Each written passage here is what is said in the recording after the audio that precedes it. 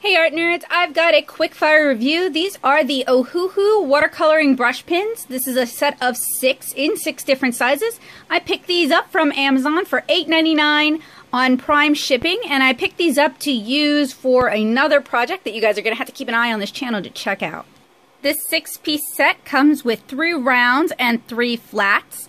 And it's marked on the box so you can, you're not being deceived when you get them. I was a little surprised by the first flat since it's using the same body as I normally see with the rounds. You guys might be familiar with this type of brush pen body, at least the type used for the rounds in the first flat.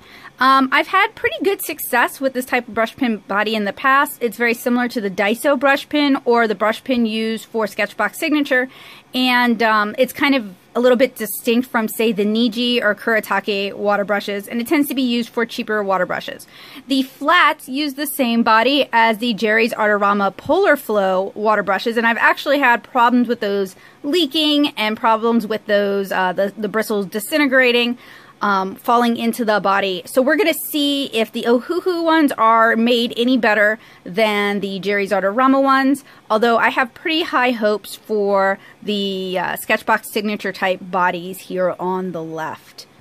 They come in a nice reusable plastic carrying case, and it's got a little bit of water on it because I went and I rinsed the sizing out of the bristles. Most water brushes have sizing in the bristles just to help them hold their shape during travel, and it's something you want to wash out.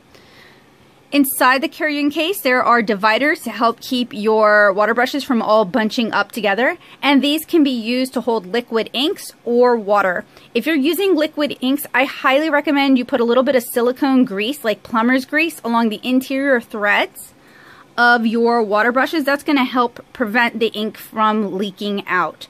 And you guys can check out this video on using fountain pen ink in your water brushes to make like custom brush pens if you desire. So I'm going to be using these with these soap dyes, and I will report back to you on how well they did or did not work out as water brushes. If you want to see how the soap dyes work as liquid watercolors, you should check out those videos as well. For those of you unfamiliar with water brushes or brush pens, these are pretty standard. The Niji and Kuretake ones often have sort of a little filter on the main body to help regulate water flow. These do not. But otherwise, they're pretty similar, and it seems like both the flats cap, and the flat brush and the round brush will go on either body. The cap for the rounds will post to the back, whereas the cap for the flat is just slightly too big and it never really posts. Both of them have clips, so if you want to attach them to your sketchbook and ink or paint on the go, that's totally feasible, and I think it's a really handy little feature. These Ohuhu and 1 Daiso brush pens have been filled with the soap making dye, and I was storing them upside down so that the ink could travel, but I wanted to grab a quick video to show you guys what they look like with dye/ink in them, but it hasn't traveled to the bristles yet. And I also wanted to check in and let you guys know that the dyes haven't yet started to leak through the threads. I don't think that's going to happen with the pure dye mixture because there's a lot of glycerin in these dyes, so they're a little thicker than water. I do think though when I add water they're going to start to leak, so that is something you want to think about, and I recommend again that you use silicone grease to sort of prevent any leaks.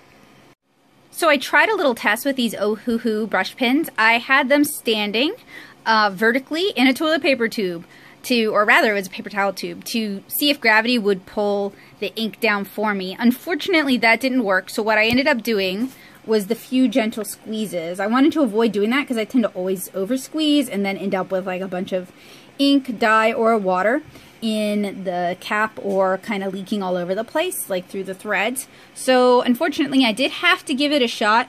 Fortunately, I gave it a few gentle pumps and haven't had any problems so far. So I'm going to do that method for the rest of the Ohuhu and the Daiso water brushes. So the larger flat style Ohuhus take more squeezing to get the ink moving, and then they seem, I don't know if you guys can see it super well, but they trap the ink kind of where the brush meets the pen. And this is one of the problems that I'd had with the Polar Flow brushes. They actually become extremely leaky and drippy.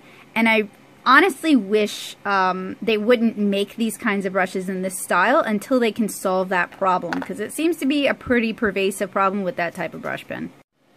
So what I feared happened would, there's pooling of the dyes in the bottom, and I tried to be really gentle with these and only squeeze them enough to get the dye flowing, and unfortunately even that was kind of too much. So the cure for this is a clean Q-tip, and I really recommend that you actually do go ahead and go through them and clean them out with a clean Q-tip, because even dyes like this will get sticky when they dry, and they can cause your brush pins to clog. So, you know, better clean than sorry, right? So I left my capped brush pins just sitting on the table, and you guys can kind of see that they've started leaking a bit. I still need to clean these though, so I'm going to grab some Q-tips and I'll demonstrate how to do that. So a cleanup operation is pretty easy and straightforward. We've got some Q-tips here, and we've got our offending, leaky brush pins, the Ohuhu brush pins, and I've also got some shredded up paper towel. Is shredded because I have a cat. Use the last of this. So paper towels, Q-tips, and our brush pens. And I'm going to uncap this. As you guys can see, if this were to happen in transit, you would get, depending on what you have on the inside, water, best case scenario, or ink, worst case scenario, or dye all over your hands. So I'm not entirely sure if it's the design for this type of brush pen. I've had problems with this type of brush pen before. Alright, that's one clean, and hopefully it will not continue to leak. I'll put it at an angle so that it is slightly elevated, and I'll just work through cleaning the rest of these.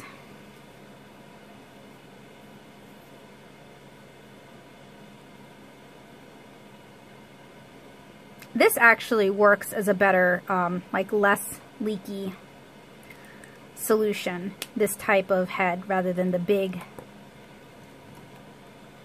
You can, oh, let me actually fix my camera a bit.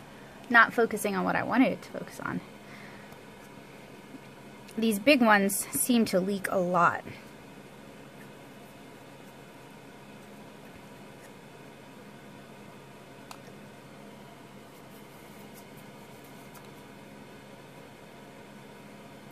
I mean, I guess that's good for, like, since this is a flat and you're going to be covering possibly large areas with it, you do want good ink flow, and that certainly is good ink flow. Okay, this one isn't a problem at all.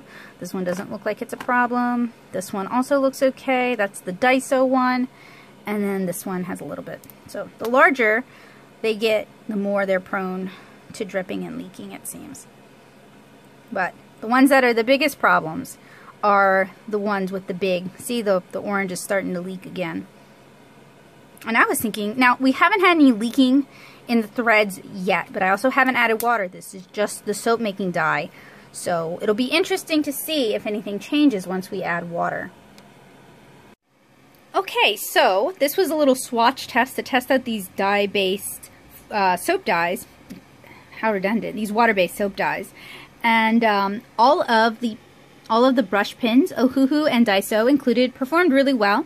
The two larger flats, so purple and that orange-red color, they're both kind of leaky, and I think that's just the nature of the pin. But otherwise, these Ohuhu brush pins seem to handle just like any other brush pins on the market.